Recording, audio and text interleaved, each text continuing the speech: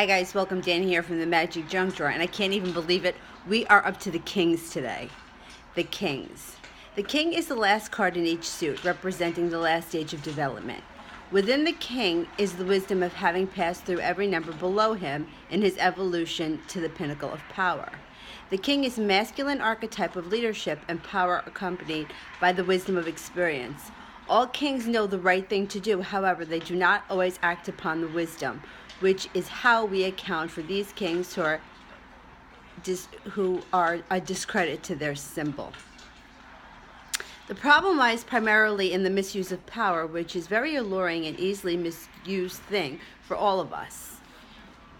You should read about the eights as your study of the kings because they share the same power. Hopefully, the king has already learned about the misuse of power during his or her evolution and will not abuse it again. But there are always enough variations that will eventually run across a king who personifies all that is bad and undesirable in this powerful person.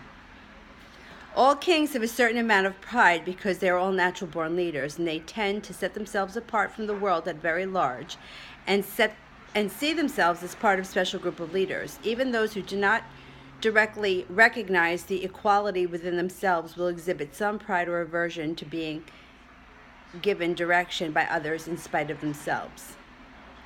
Many kings do not recognize the power, and they already have and are using in their lifetime. Some actually believe that they're somewhat powerless in their world. But a close examination of their life will always reveal that they are stubbornly persistent in doing things their own way. Usually others respect them or fear them, even if they themselves are unaware of it because of their damaged self-image. For many kings, they all need to know is that they are a king. All they need to know is that they are a king, and one who is meant to lead. Often this by itself is all they need to get their minds into sync with who they really are. All kings' power is divine primarily by their birth suit. The King of Hearts has power with people and personal relationships. They're charming and very intelligent. The King of Clubs has mental power that can be applied in a multitude of professions or situations. They can make the fine distinctions that separate the truth from untruth. The King of Diamonds is very powerful and often ruthless as a business person.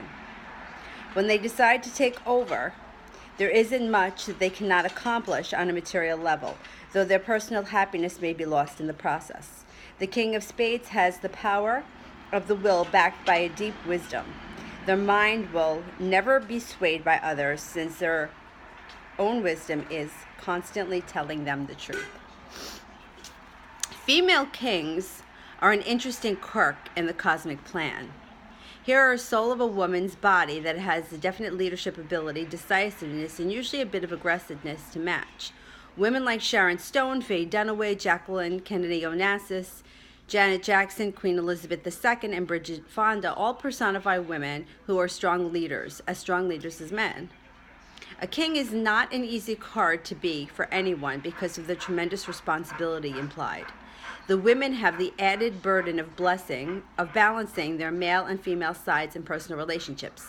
This hurdle alone can take most of a lifetime to conquer. Being a king implies responsibility, and perhaps this another level of real reasons that some kings never achieve this potential. Responsibility can either be distasteful or fearful for some kings, and they may make a decision early on to avoid this part of their life at all costs. When they do, they take off their crown and become either a jack or a queen of their suit, throwing away most of their power and potential. Few King of Spades are ready to wear their crown, since they are literally the King of Kings. Their crown holds the most power, but also the most burden. Most King of Spades feel comfortable as a jack or a queen. They make great artists, musicians, and actors, but few achieve the full potential of the most powerful card in the deck. However, the other kings are also guilty of the same choice. Though it doesn't happen often, other kings will shy away from the responsibility of living up to their birthright. They just decide to have fun instead. In doing so, they throw away their power and then wonder why their life doesn't seem to make them happy. All kings have an inner voice that tells them that they are fit to be leaders. Until they fulfill this aspect of their destiny, they cannot be truly at peace with themselves. Other kings will abuse their power, forsaking their inherent wisdom and giving in to their fears. They will bully, dominate, and use others, but often claim that it is them who is being abused. These are the kings who have lost their authority. However, this is not a common occurrence. Though we will find those who use their power wisely, this is not the rule. Most kings are aware of their power and have the wisdom and the patience to know that it must be used with care and responsibility if it is to do any good to them in the world. We can usually trust them to lead us to things that better our lives in many ways. So stay tuned to find out if you are a king. If you like what we're doing here at the Magic Junk Drawer, don't forget to like and subscribe, share us with your friends, and we will see you soon. Thanks for watching. Bye.